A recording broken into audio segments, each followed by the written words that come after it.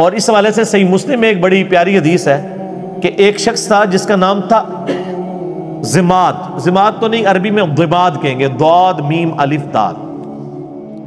اس کے بارے میں مشہور تھا کہ وہ جن نکالا کرتا تھا. وہ مکے آیا کہیں تو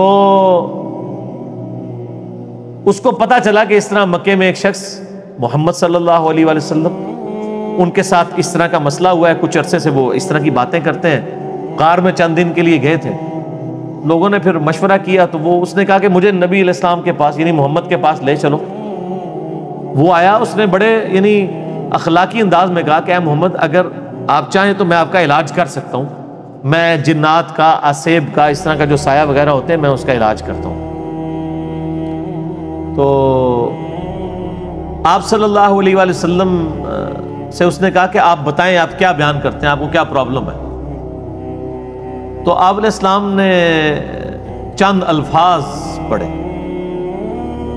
ان الحمد للہ نحمدہ ونستعینہ ونستغفرہ. بے شک تمام تعریفیں اللہ کے لیے، ہم اسی کی حمد کرتے ہیں، اسی سے مدد چاہتے ہیں، اسی کی طرف رجوع لاتے ہیں.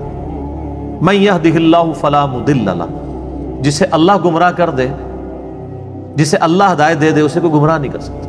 ومن یضلل، اور جسے وہی گمراہ کر دے، فلا ہادی لہ، اسے کوئی ہدایت نہیں دے سکتا. واشہد ان لا الہ الا اللہ وحدہ لا شریک لہ، اور میں گواہی دیتا ہوں کہ اس اکیلے اللہ کے سوا کوئی معبود نہیں ہے.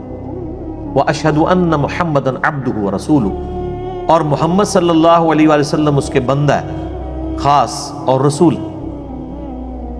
اس کے اوپر ایسا روب طاری ہو، اس نے کہا یہ آپ نے کیا کلام پڑھا؟ دوبارہ پڑھے، دوبارہ پڑھا. اس نے کہا ایک دفعہ پھر سنائے.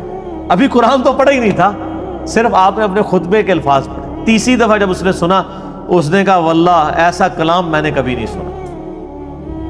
آپ اپنا ہاتھ بڑھائیں، میں آپ کے ہاتھ پہ بیعت کروں، میں اسلام قبول کرتا ہوں. یہ صحیح مسلم میں حدیث ہے. تو وہ آیا علاج کرنے تھا، اس فیلڈ کا ایکسپرٹ تھا. جس طرح آپ دیکھ لیں کہ جادوگروں نے اسلام قبول کر لیا تھا، ان کو پتہ چل گیا تھا کہ موسیٰ علیہ السلام جو کچھ کر رہے ہیں یہ جادو نہیں ہے، کیونکہ ہر ایکسپرٹ اپنی فیلڈ کو جانتا ہے. ایک ڈاکٹر کو پتا ہے کہ ڈاکٹر زیادہ سے زیادہ کیا کر سکتا ہے، اور اس کے سامنے کوئی ایسا ایکسپیرینس آ جائے وہ کہے گا یہ ڈاکٹری میں پاسبل نہیں. جادوگروں کو بھی پتا تھا کہ جادوگر آنکھوں کا دھوکہ کرتے ہیں، یہ تو فزیکلی کر کے بتا رہا ہے، یہ جادو نہیں. تو جادوگر جن کی بیس پہ فرعون اکڑا ہوا تھا وہ تو مسلمان ہو گئے، اس کے بعد تو فرعون کو ویسے ہی مسلمان ہو جانا چاہیے تھا، لیکن نہیں ہوا، ہدایت اس کی قسمت میں نہیں تھی. یہاں پہ بھی مشرکین عرب جو بار بار کہتے تھے اس پہ جنات کا اثر ہے، جو جنات کا ایکسپرٹ ہے وہ کہہ رہے کہ یہ جنات کا اثر نہیں ہے، اور وہ مسلمان ہو گیا. اس کے بعد گنجائش رہتی تھی کہ مشرکین عرب نبی علیہ السلام پہ ایمان نہ لاتے، لیکن وہ قسمت میں ہدایت تھی. اور لوگ کہتے ہیں جی اللہ کے نبی زندہ تھے، لوگ پتہ نہیں کیوں نہیں بات مانتے تھے. آج اللہ کے نبی کی بات مان رہے ہیں لوگ. وہ تو ان سے بہتر تھے، وہ کافر تھے، کم از کم ڈٹے تو ہوئے تھے نا. یہ مسلمان ہو کے اللہ کے نبی کی بات ماننے کے لیے تیار نہیں. تو میں تو آج کل کے مسلمانوں کو دیکھتا ہوں تو مجھے اندازہ ہو جاتا ہے کہ واقعی یار ایک بندہ نبی کو مان کے بھی نبی کی نہ مانے تو یہ تو بڑا مسئلہ ہے، اور ایک بندہ نبی کو مان ہی نہیں رہا وہ اس کی نہ مانے تو وہ چھوٹا مسئلہ. یہ جو آج کہہ رہے ہوتے ہیں نا جی وہ کاش تیرے زمانے میں ہوتا تو میں تیرے قدموں سے لپٹ جاتا، کبھی میں تیری جوتیوں کا تسمہ ہوتا، یہ کچھ ہوتا، میں کہنا رفع دین پھر بھی نہ تو شروع کرتا. تو کہنا من لوگ کہنے کہ یار ایک مکھیاں میں مارنا ہے.